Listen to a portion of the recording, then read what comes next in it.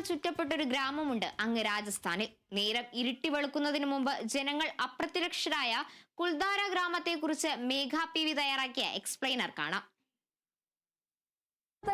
ചുറ്റപ്പെട്ടൊരു ഗ്രാമം, നേരം ഇരുട്ടി വെളുക്കുന്നതിന് മുൻപ് അപ്രത്യക്ഷരായ ജനങ്ങൾ.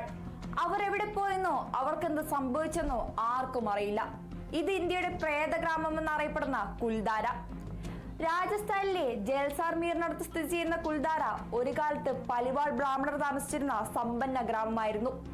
എന്നാൽ ഒരു തെളിവ് പോലും അവശേഷിപ്പിക്കാതെ ഏകദേശം 200 വർഷങ്ങൾക്ക് മുൻപ് കുൽദാരയിലെയും അയൽഗ്രാമങ്ങളിലെയും മുഴുവൻ ജനങ്ങളും ഒറ്റ രാത്രി കൊണ്ട് അപ്രത്യക്ഷരായി.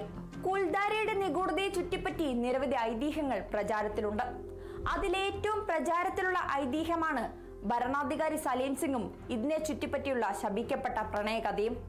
ജയ്സാൽമീറിലെ അന്നത്തെ പ്രധാനമന്ത്രിയായിരുന്ന സലീം സിംഗ് ഗ്രാമത്തലവന്റെ മകളിൽ ആകൃഷ്ടനായി.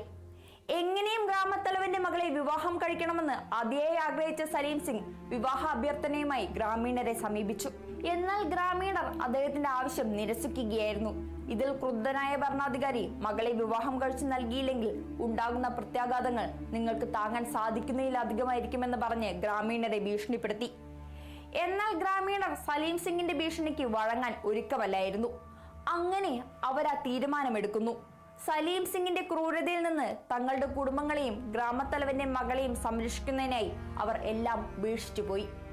എന്നാൽ ഗ്രാമം ഉപേക്ഷിച്ചു പോകുന്നതിന് മുൻപ് അവർ ആ ഗ്രാമത്തിനു മേൽ ശാപത്തിന്റെ അമ്പുകൾ എയ്തു. ഇനി ഒരിക്കലും ഇവിടെ ജനവാസം ഉണ്ടാകില്ല. ഇതെല്ലാം ഒരു ഐതിഹ്യമായി തുടരുമ്പോഴും ഈ ശാപത്തിന് ശേഷം കുൽദാരയിൽ ജനവാസം ഉണ്ടായിട്ടില്ല. അതിന് ശ്രമിച്ചവരാകട്ടെ അമാനുഷിക പ്രവർത്തനങ്ങളെ ഭയന്ന് പലായനം ചെയ്യുകയായിരുന്നു. ഇന്നും നിഗൂഢതകൾ ഉള്ളിലൊളിപ്പിച്ച് കുൽദാര ജനവാസമില്ലാതെ തുടരുന്നു.